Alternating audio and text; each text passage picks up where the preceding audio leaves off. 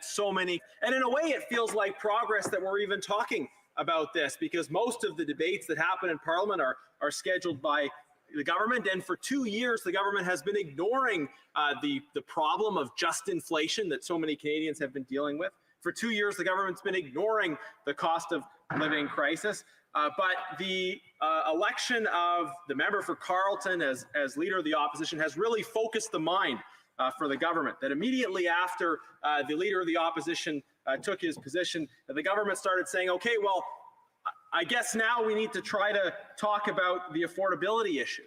But unfortunately, the measures the government has put in place are not moving us forward. They're not actually addressing the problem.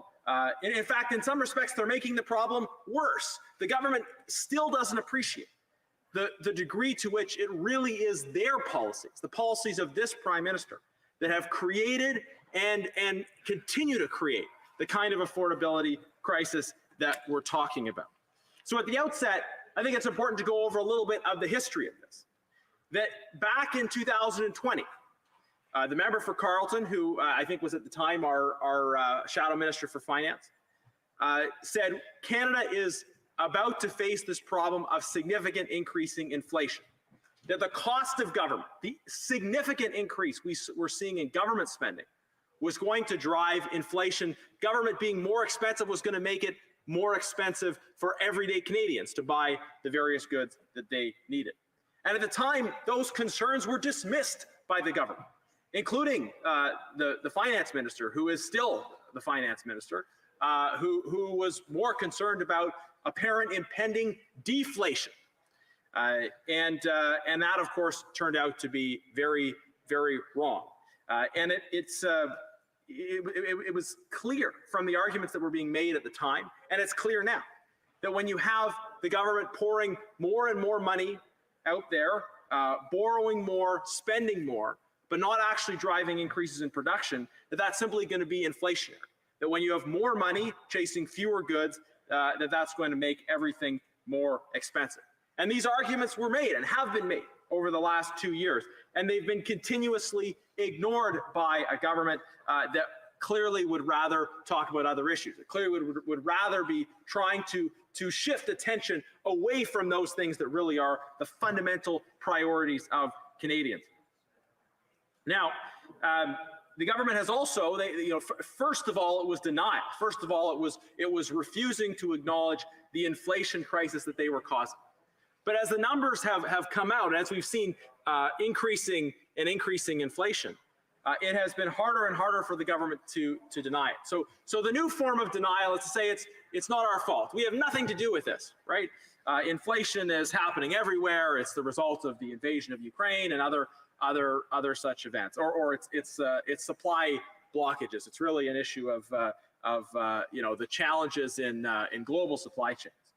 Well, a few responses to that. Number one, this inflation issue was clearly an issue, and it's clear in the numbers, prior to the invasion of Ukraine. That it was 2 years ago that we started sounding the alarm on this issue of inflation and the invasion of the invasion of Ukraine as such started in 2014, but this particular invasion, the further invasion of Ukraine, it started 6 months ago. But it's hard to make sense of the claim that global supply chains are responsible for instances where the goods are produced here in Canada, and yet the prices have been going up. Global supply chains can hardly be blamed for the escalating price of property and real estate that makes it increasingly difficult for young Canadians in my age demographic and younger, to be able to afford housing. The government is constantly looking for other people to blame. They no doubt will blame the previous government at some point as well in today's debate, as well as global events that are beyond their control. But the reality is this government is pursuing policies, pouring more money through borrowing and spending without proper controls, not encouraging more production. These economic policies of the government are driving inflation. And look, Canada's not the only country with rising inflation. But the point is that other countries that have this problem have pursued the same policies that this government has pursued, that entail exactly the same problems. They're getting the same results. But when we have other countries that are being more prudent, more responsible in their spending, they're not experiencing the same challenges, Madam Speaker. That's the reality. The escalating inflation is the result of economic policies of this government, and they need to own that challenge. Okay, so this is where we've been for the last 2 years. The government's been trying to distract attention on other issues, but then we have the leader of the opposition come into his position, continuing his laser focus on issues of affordability and cost of living, and then right away the government says, well, I guess we sort of need to talk about this affordability and cost of living thing. So they've tried to come up with a solution. And their solution, unfortunately, when you have a hammer, every problem looks like a nail, right? So this government's approach when it comes to the economy, it's always the same. It's more spending, it's more borrowing, it's higher taxes. So their solution to the inflation crisis, sadly, is more borrowing, more spending, higher taxes. And that is sadly going to make the problem even worse. And they want Canadians to believe that their lives will be made better and more affordable by giving away more money. Madam Speaker, let me share a little story. I have 5 children, as some members know. I sometimes forget myself. But anyways, my 3-year-old son recently, he came to me with a wad of US dollars as it happened. And I knew exactly where he got them from because I had just been back from a trip to Washington and I had left the money on the counter. And so he says, "Daddy, look what I got." I said, "Oh." And then he very generously said to me, "Daddy, I'll give you one." And I said, "Well, that's great, but where did you get it from?" Right? And I think that's how Canadians feel when this government offers them more money. They say, "Hey, we're going to be generous. We're going to give more money away to people." But Canadians are asking, where did you get this money from? Because the government doesn't generate any money of its own. Government doesn't work to produce money. Government takes money from taxpayers and then redistributes it. So just as, when my son, 3-year-old, I know he's not going out and working and earning that money and generously offering it to me. I know he's finding it somewhere around the house, right? When the government says, well, we're going to give more money, the point is, well, they've clearly had to find it somewhere around the house. And this is the issue with this government, is they want everyone to see how generous they're being. We're giving away more. We're giving, the Deputy Prime Minister said in question period the other day, we're giving $1,000 to these families and $500 to these families. But Canadians are asking, well, where is that money coming from? We've run up more debt under this Prime Minister than we ran up in the entire country's history prior to 2015. That's incredible to me. More debt under this Prime Minister than in the country's entire history from 1867 up until 2015. And this is driving the challenges in terms of cost of living and inflation. And then their solution to the problem that they caused is to do more of the same. We have inflation because of high taxes, high borrowing, high spending. Well, let's try to solve that problem through more taxes, more borrowing, and more spending, Madam Speaker. The definition of insanity is doing the same thing over and over again and expecting a different result. Their approach is going to cost more, and any of these giveaways that they're promising to Canadians, any of these $500 here, $1,000 here, this is real money. This is very significant money for people, but people also, I think, understand that A, that money comes from somewhere, and B, that those dollars are eaten up every day by higher prices. The same government that is saying, well, we're gonna do more of these spending items is actually eroding the value of that money as they're handing it out.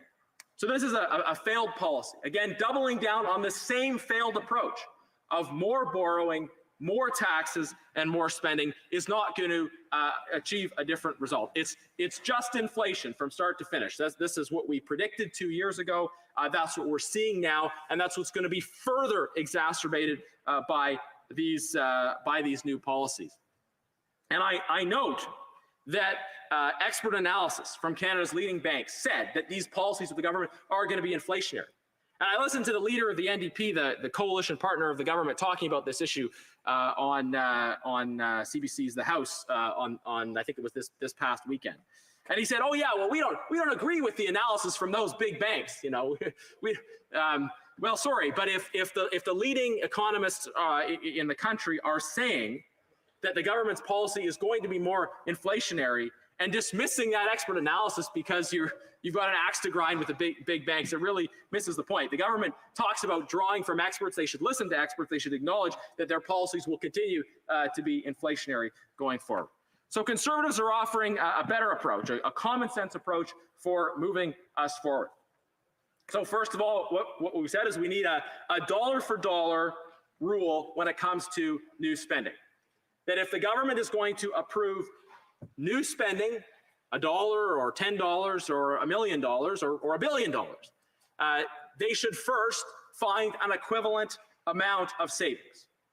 If there's new areas you need to spend money on, you need to identify areas for those savings, areas to find efficiencies, and then put those dollars towards the new area. Because there are new emerging priorities. Of course, there are always going to be new things that you need to spend money on. But there's also going to be plenty of examples where dollars that were spent in the past no longer need to be spent, or perhaps shouldn't have been spent in the first place. And I think about some of the things this government has spent money on. You know, $25 million on the ArriveCan app. Those would have been easy savings. We talk about the failed $35 billion infrastructure bank from this government. We could talk about their subsidy package that is unfortunately eroding confidence in the media. Subsidy for private media. We could talk about their various corporate welfare programs. All of these things are frankly hurting Canadians instead of helping. There are many opportunities in terms of wasteful spending within this government, or spending that is poorly targeted towards objectives. And look, it's great to identify new areas where you want to make investments. Let's apply the same discipline that households and businesses have to apply by having a dollar for dollar rule. And Madam Speaker, you know what a great way to help make life more affordable for Canadians would be? Is stop increasing taxes. Of course, we would like to see lower taxes on this side of the House, but as a first step for this government, let's stop making the problem worse. Right now, the government has automatic scheduled tax increases for next year. On January the 1st of next year, Happy New Year, and on April 1st of next year, sadly not an April Fool's joke, tax increases are currently scheduled. Increases to the carbon tax, which will drive up the cost of gas, groceries, and home heating. Increase as well to payroll taxes. That payroll tax increase will take effect on January 1st, and then subsequently the carbon tax hike. And it would be a very basic first step for the government to say, okay, well, we're in a hole right now. Let's stop digging. Let's stop making the problem worse. Let's stop inflicting more pain on Canadians by raising their taxes. I think that would, although that would go against the basic instincts of this government, I think that would be an important step to take to recognize that there is actually a problem here that needs to be solved.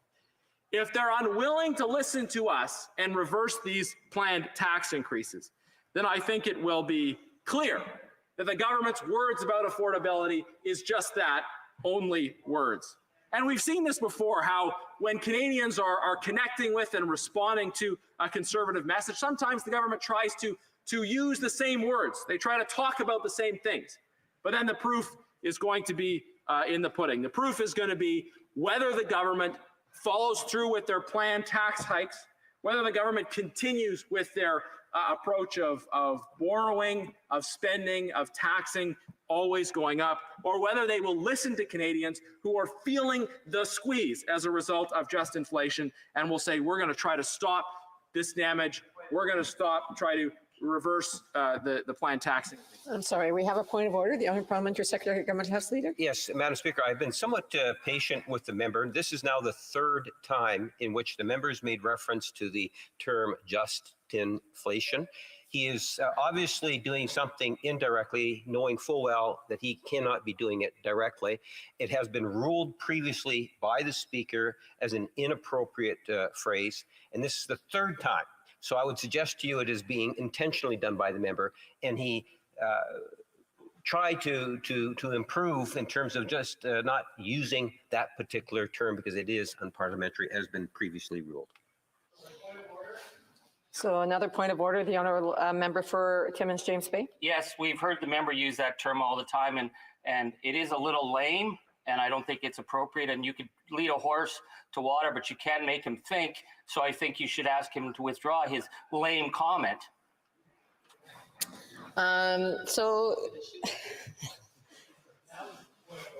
Yes. So I just want to remind certainly the honourable member that, you know, using that term was already rolled in. I know that he is working it into his speech somewhat a little bit differently.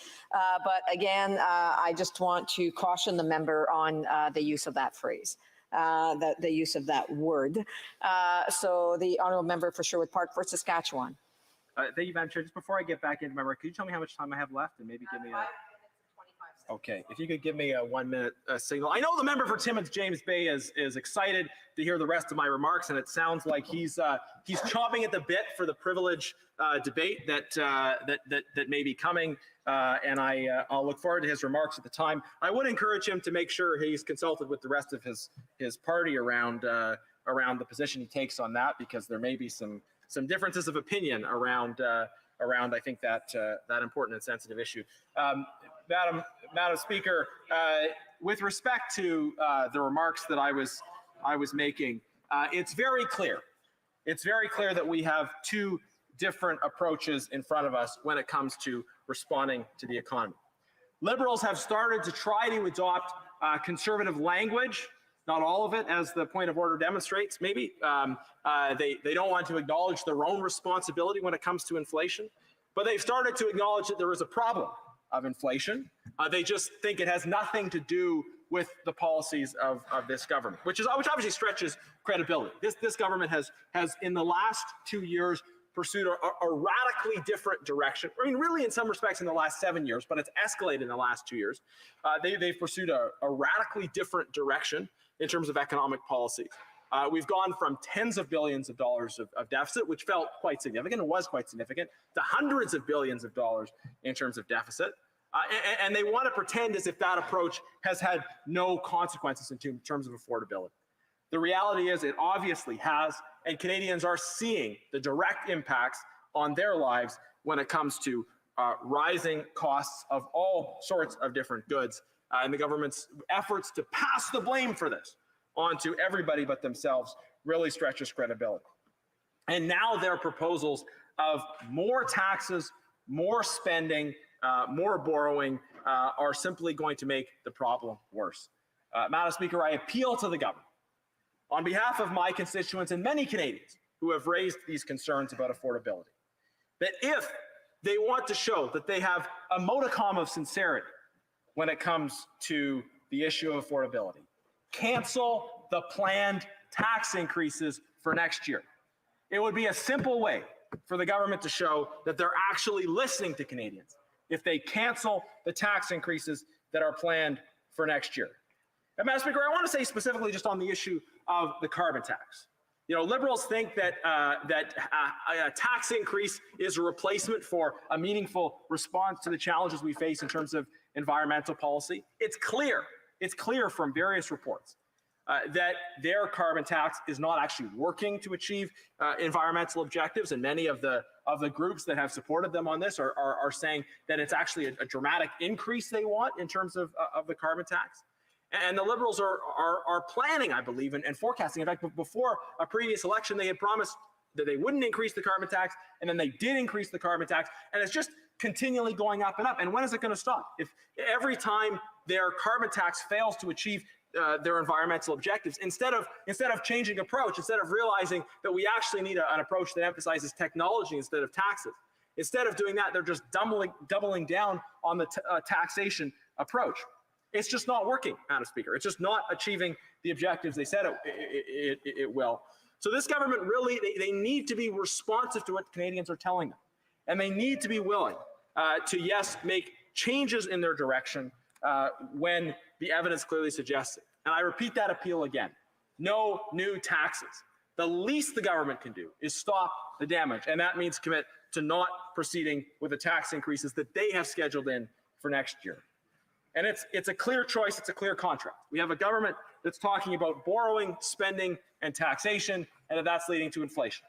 And then here in the official opposition, we are talking about more freedom, giving individuals back control of their lives, reversing tax increases, lowering taxes, and fundamentally replacing big government with big citizens, with a big society, as David Cameron talked about, with the idea that a strong society with people standing together, supporting each other's needs, is much better at bringing us together as communities and moving us forward, much better than big government. And I am proud to continue to champion that vision and make the case for that vision here in this House and beyond.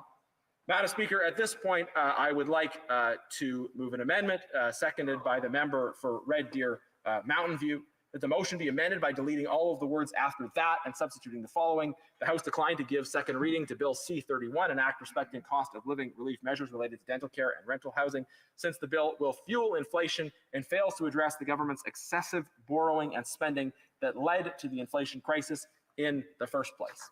Thank you.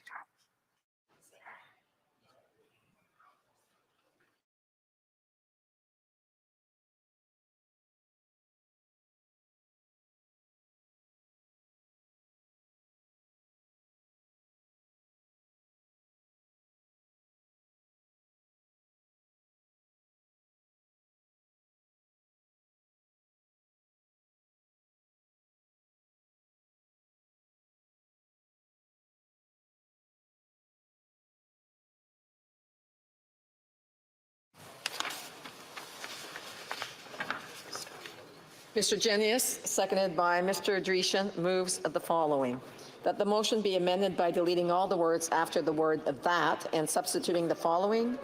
The House declined to give second reading to Bill C-31, an act respecting cost of living relief measures related to dental care and rental housing, since the bill will fuel inflation and fails to address the government's excessive borrowing and spending that lead to the inflation crisis in the first place.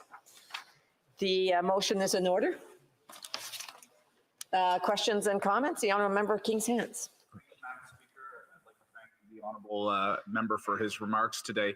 What I couldn't help but notice, Madam Speaker, I had the privilege of sitting in the 43rd Parliament, listening to Conservatives both say that the government was spending too much, but then also say that the government needed to spend even more in certain areas. And I heard that reiterated today, where this member is certainly talking about debt levels, talking about the need for government to rein in spending. I didn't hear him once mention that the government is actually in a surplus position for this current fiscal year. And I think that that's really important to recognize, that this government is reining in spending, but that is not going to create an affordability element overnight.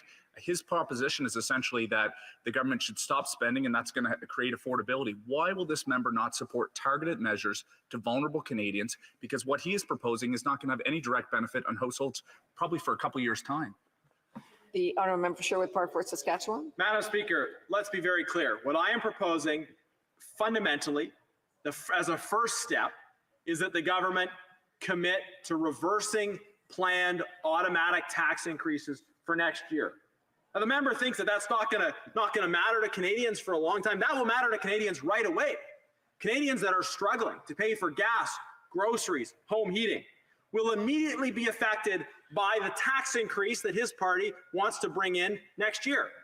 Working Canadians and small businesses will be immediately impacted by the increase in payroll taxes that his government plans to bring in next year. So immediate relief to the affordability crisis. And look, there's more they need to do. I talked about the dollar for dollar rule, and I support tax reductions to make life more affordable for Canadians.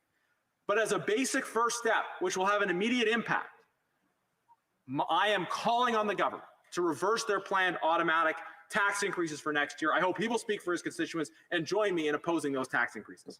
The Honourable Member for Berthier-Masquinongé. Thank you, Madam Speaker. I couldn't help myself finding it a bit weird seeing NDPers defend the Prime Minister. It seems it undermines their credibility when they ask questions. But my question for my colleague is, well, he said a lot about just inflation and so on, inflation, and reducing spending.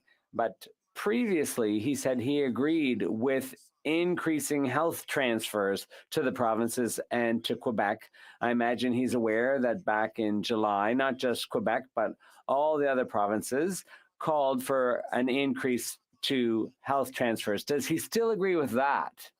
The honourable member for Sherwood Park, Fort Saskatchewan. Madam Speaker, and I'd be happy to have that debate in detail at another time. I think in front of us, we're discussing the issue of affordability for Canadians. And I think there's a lot of work to be done on the healthcare front, no doubt about that. I think there have been many challenges that have been exposed through the COVID-19 pandemic that require significant work. And I look forward to further analyzing, discussing those things and debating those issues when that issue is up for debate in the House. Thank you. Questions and comments? The honourable member for Edmonton Strathcona. Madam Speaker, and I'd like to thank my colleague for his intervention today. You know, one of the things that I didn't hear very much about from the member is his thoughts with regards to dental care. As I'm sure he knows, the biggest reason that children under 12 end up in the emergency room is because of dental emergencies. And I'm sure he knows that that happens because children don't have access to good dental care, good preventative dental care.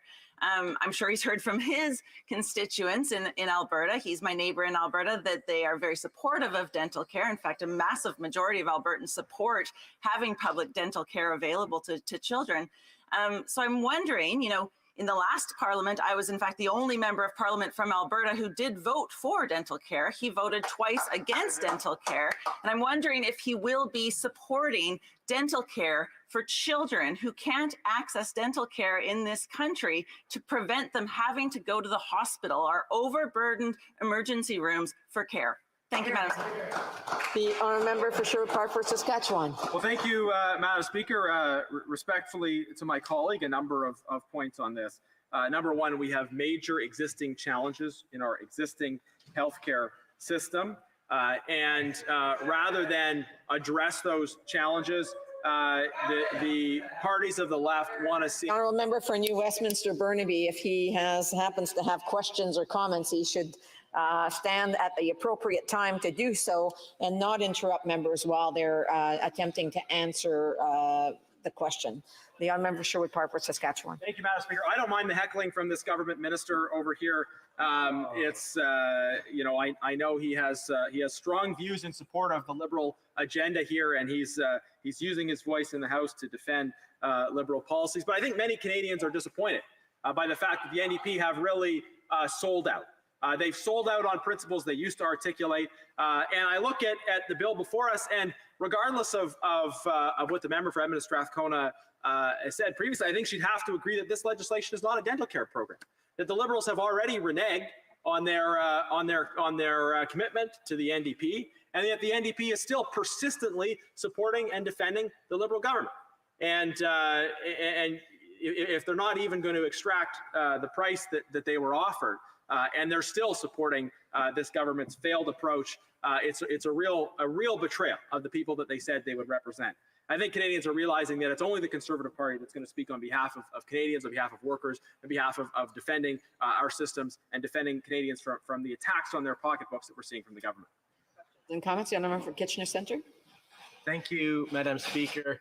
I think it's unfortunate that we're hearing several members describe an increase to the Canada Pension Plan as a payroll tax, but putting that aside, I'm aware that the member for Sherwood Park, Fort Saskatchewan is concerned with increases in government spending. What's also true, though, is he supported a Conservative motion that would have put an increase to defense spending of over $18 billion. And so if he's now also supportive of a dollar for dollar offset, if he remains supportive of increasing defense by $18 billion, can he share where he would cut $18 billion to make room for this new spending? The honourable member for Sherwood Park, Fort Saskatchewan. Thank you, Madam Speaker. I've already identified a number of areas of spending that I think are not only not necessary, but actually make Canadians worse off. And I think it's a reasonable principle to have dollar for dollar be able to identify those areas while talking about spending increases. But just to zero in on specifically the Green Party's emphasis on defense spending, I think it kind of misses the reality of what's happening in the world right now to pretend that a greater focus on national defense isn't necessary. I mean, we have the Russian invasion of Ukraine. Canada has been significantly involved in sending weapons to that. We think they should be doing more in terms of sending support to Ukraine. But to pretend that we can do these things that I think are required in terms of basic justice and also our security, pretend that we can do those things without thinking about the cost, I think is a bit naive. The threats we face, the emerging threats we face, are very significant. And I know there are some members who, for philosophical, ideological reasons, just are against more spending on defense. But in the realities that we face in the world today, I think members need to take stock of those realities and acknowledge that if we're going to be in solidarity with Ukraine, and if we're going to protect our own security, if we're going to secure our own Arctic, then those things do involve costs, and we have to live up to our obligations. Time for one more question. The honourable member for Northumberland, Peterborough South.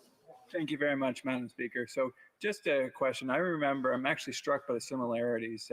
I'm old enough that this member doesn't have the benefit of the years that I do. To remember Pierre Elliott Trudeau, and during his time there was stagflation, high inflation, low economic growth, and serious economic problems. So my question for this member is this a return of Trudeaunomics, or is it just inflation?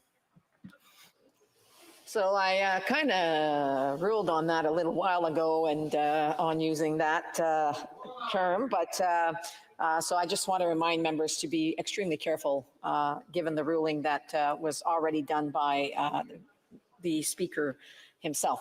The honourable member for Sherwood Park, Fort Saskatchewan. Thank you, Madam Speaker. You know, that is the best question I've got all day. I did not live during the tenure of the previous Trudeau government, but I can tell you that my grandfather sure made sure that I knew about what happened. My grandfather was working as an engineer in Alberta during the National Energy Program. The last time we had Prime Minister Trudeau, and the last time we saw those kinds of really aggressive attacks on our regional economy. So we've seen a repeat of that dismissive attitude towards Alberta and towards the energy sector. We're seeing a repeat of the kind of economic policies as well when it comes to inflation, making life less affordable for Canadians.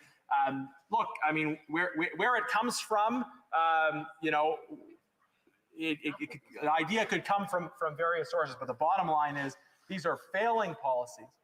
Canadians realize that these policies aren't working and are asking this government to change course. So now they're trying to change some of the rhetoric. They're saying, okay, well, actually, we're prepared to talk about these issues, but they're not delivering the results the Canadians want. And I'll repeat that simple appeal.